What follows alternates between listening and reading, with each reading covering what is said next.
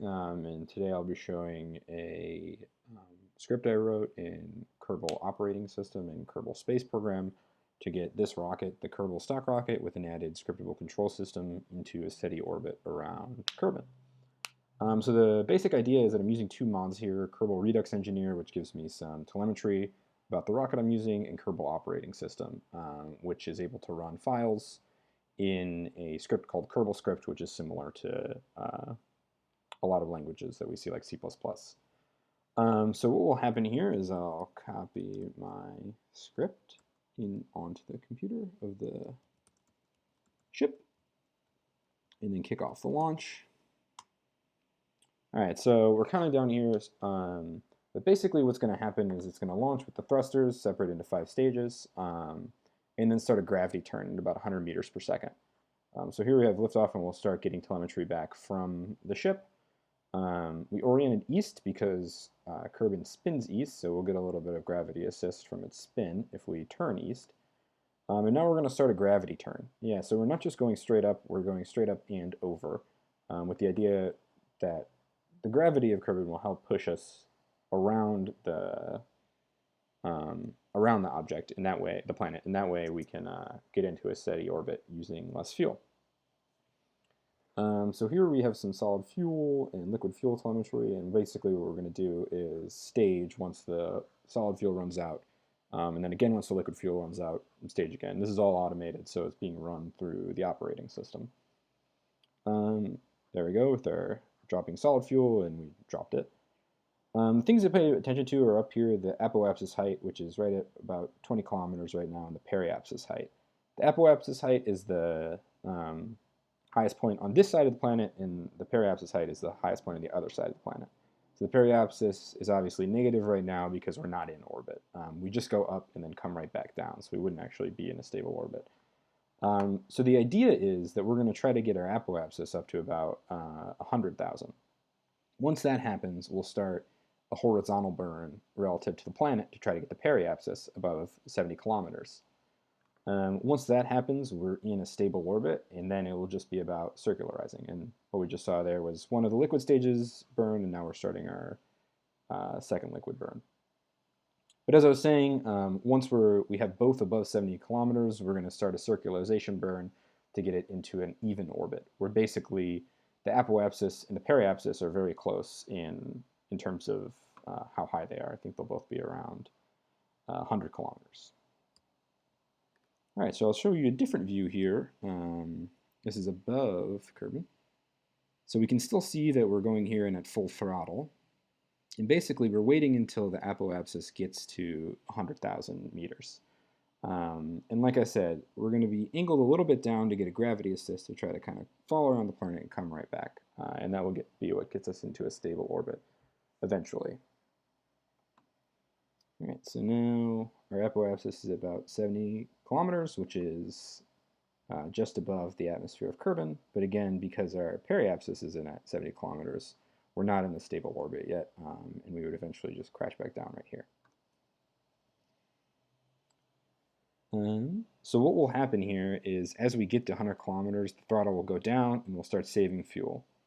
Yep, there, that just happened, and then we oriented toward the horizon.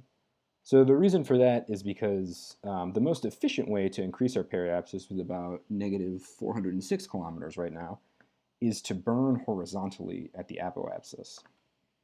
And what that will do is that if we burn this way, we'll start making our orbit wider, which will make us fall around the planet and then come back this side and then fall again and get us into a stable orbit. So right about at T minus 30 seconds until we hit the apoapsis, we'll just orient to the horizon, which we actually already done, and burn horizontally to the planet, or sorry, excuse me, perpendicularly to the planet relative to the planet, in order to get into a stable orbit where the periapsis will be above 70,000. And then the job will be the operating system will calculate on the fly some information about how we're going to get into a circular orbit. So at that point, we'll probably not be in a circularized orbit. It will be like an ellipse where this side is higher than this side, and we want to be in a circular orbit. So that will be the very last stage, and then we'll be in a stable orbit, and the program will end, and that will be it. I think we'll still have some liquid fuel if we want to deorbit, but I think I'll leave this in orbit for a while. All right, so here we are at 52 seconds until the apoapsis. So like I said, at 30, it will start flying horizontally to try to adjust that periapsis. And because we're pretty solidly outside the atmosphere, again, the atmosphere is at 70 kilometers, we're at 100, the burn will be pretty efficient and just orient us exactly horizontally. All right, so there goes the throttle at T30, and we can see the periapsis is getting high. Now what will happen is, because we're burning a little bit, it might be that the apoapsis actually gets pushed out a little further at a much slower rate than the periapsis is gaining height. But basically, we want to stop burning when it's too inefficient. We're too far away from the apoapsis. So at some point pretty soon here, the time to apoapsis will skyrocket to a minute. And we'll cut the engine and wait until we get to 30 seconds away again, and then burn again until we're in a stable orbit. So here that goes. We're rising, rising, rising, and then we stop the burn. And as you can see, now we actually have an orbit of 15 kilometers.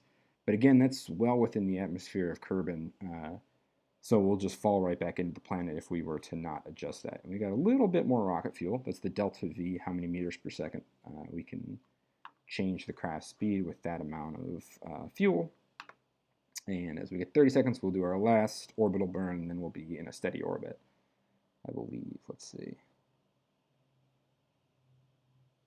Oop, nope, I'm wrong. We're at 58 kilometers, so we need one more orbital push when we get here to get the periapsis above 70 kilometers.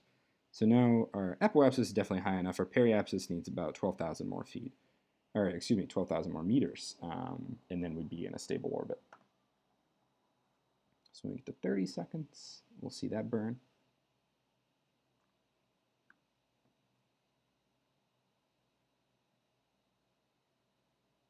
All right, and there it is. And now we are at our periapsis is 71 kilometers, our apoapsis is 101. And like I said, we're in a circularization burn now. That's our next step. This is what the estimates we see here. We're going to burn for about a second, and we're going to try to change our meters per second to 26 by 26 meters per second. So really low relative to the speed we're going right now. But the idea is that now we're going to get the apoapsis to 101 kilometers and the periapsis to 101 kilometers. And that was through some calculations that the onboard computer was allowed to do because of Kerbal operating system. So we'll see that burn in 2 seconds. 1, and there it is. Great. So the burn's done, the program ended. And now we are in a steady orbit. So we see the periapsis at 101 kilometers, the apoapsis at 101 kilometers.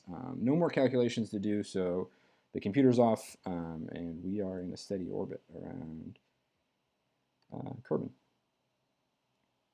And the last thing to take note of is that we still have a little bit of fuel, so if we wanted to slow down, we could orient retrograde and push into the